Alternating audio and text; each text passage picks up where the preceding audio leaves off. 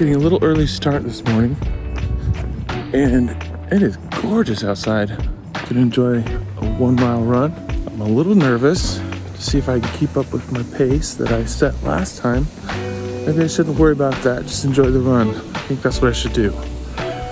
But I kind of want to keep the pace. But maybe I should be smart and just take it easy. We'll see.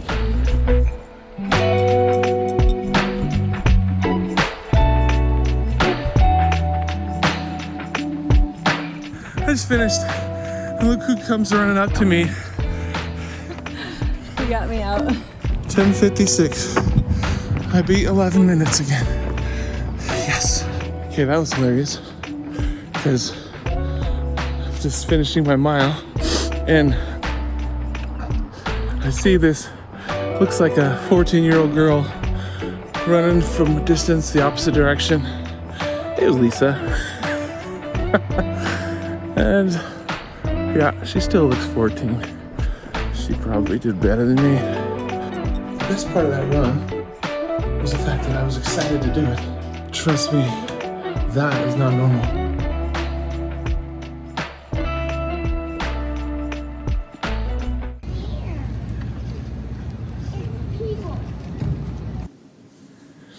Hello. I want to talk about anxiety. I just went to Inside Out 2 with my family this afternoon, and one of the main characters in Inside Out 2 is anxiety. Of all the emotions that go on in this little girl's brain, anxiety is one of the new characters. And I just want to respond to this and talk about my own experience with anxiety. About 6 years ago, I started teaching at a college, and I was teaching music at a university.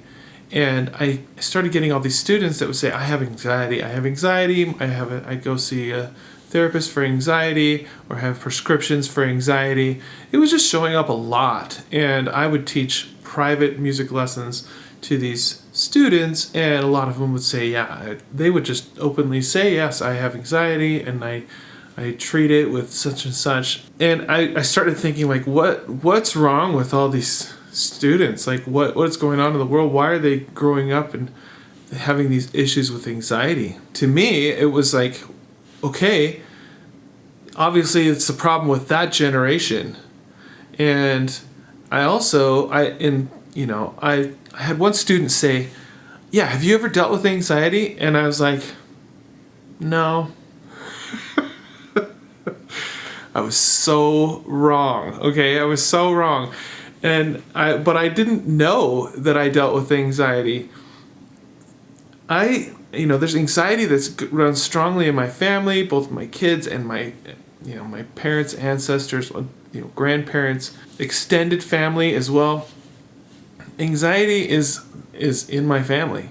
It's in my wife's family. It's all over the place.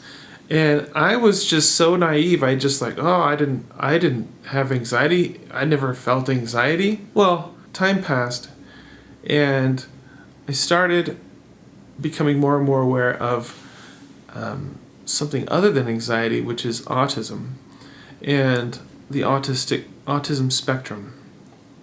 So much so that looking more and more into it, I started realizing that perhaps maybe I have autism, because I have a lot of similar characteristics.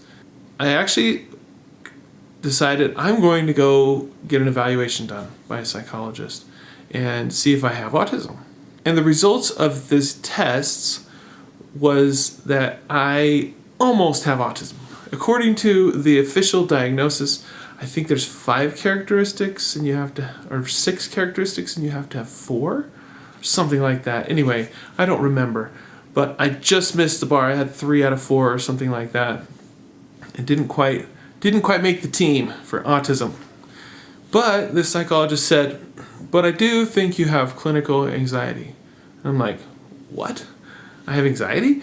So I just didn't know what that meant. And it turns out that anxiety is just the fear of what might be, what could happen in the future. And I've lived with that fear all the time. My whole life. I've always been afraid of what might happen. Always. In fact, growing up having my parents get divorced at an early age, they were divorced when I was about 13, 14 years old. That set me on a path of always being afraid that something like that could happen to my family, me and my wife. It hasn't, thankfully, I'm grateful to say, but it's been, I've always been afraid of, like, what if something like this were to happen, or what if I were to lose a relationship in another way, like a child were to make choices to distance themselves from me. And so in certain cases, I would show up with anxiety. Showing up with anxiety means, for me, showing up wanting to control things and showing up wanting to enforce things. And that's not a great way to show up, especially if you're a parent. Being a controlling parent is not good for your kids. So yeah, and I've done that, and I've had to learn to not do that as much.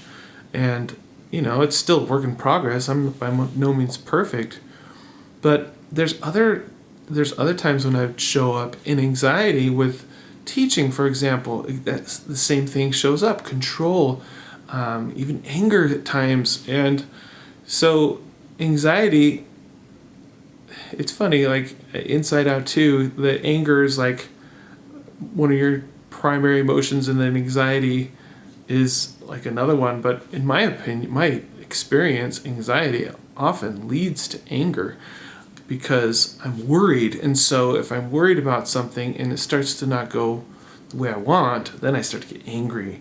So it's complex. You can't just, give it a character and assume it's all going to fit the bill every time.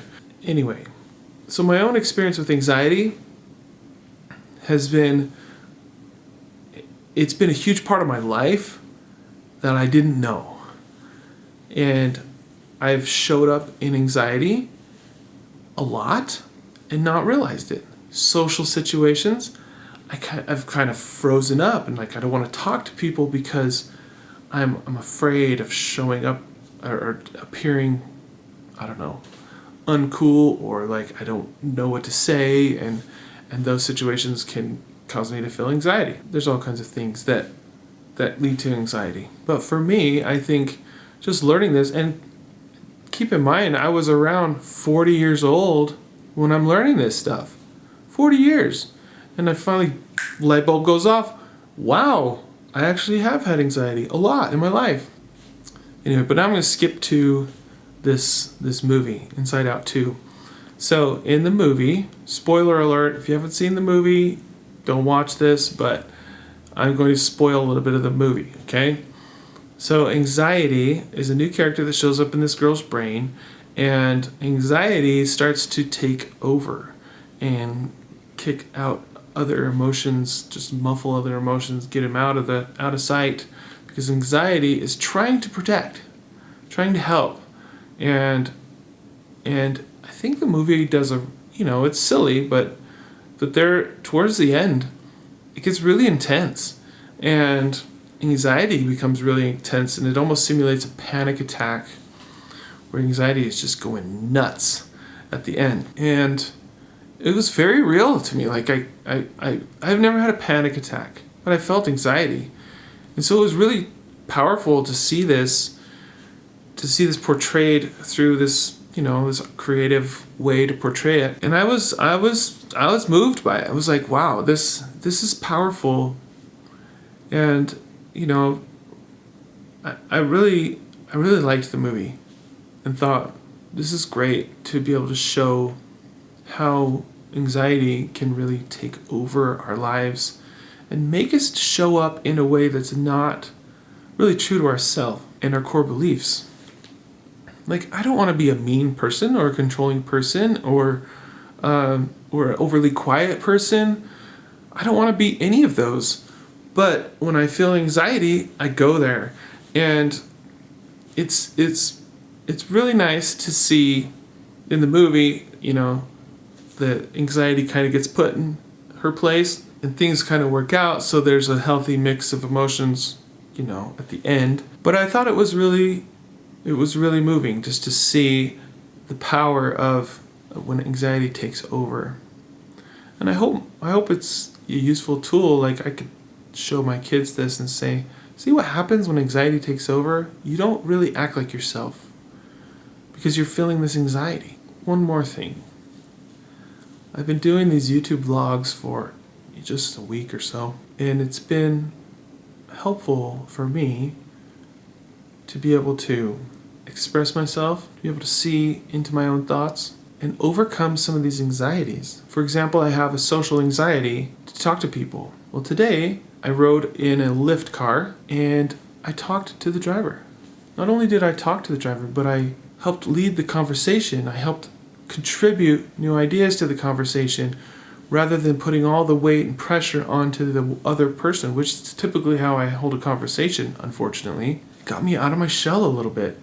And I owe a lot of that into this, facing this anxiety about talking to a camera and talking to an audience that I don't know who's going to watch this, but I do know that someone might watch it and they might put a judgment on me.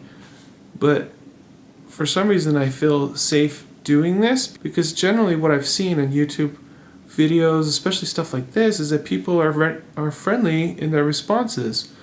So it gives me hope that, if somebody watches this, they're not going to judge me, but they're going to listen and be a supportive ear. And that's encouraging to me. So far, I've really loved just putting myself out there and putting a video of my thoughts to see maybe somebody will listen. So if you're watching, thanks for listening. Please leave a comment.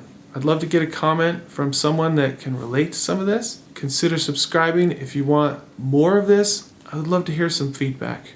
Generally, I think most people don't subscribe and most people don't give comments, but don't be afraid, just give a comment. But I would appreciate it and I'll respond to every single comment. So, love to hear from you.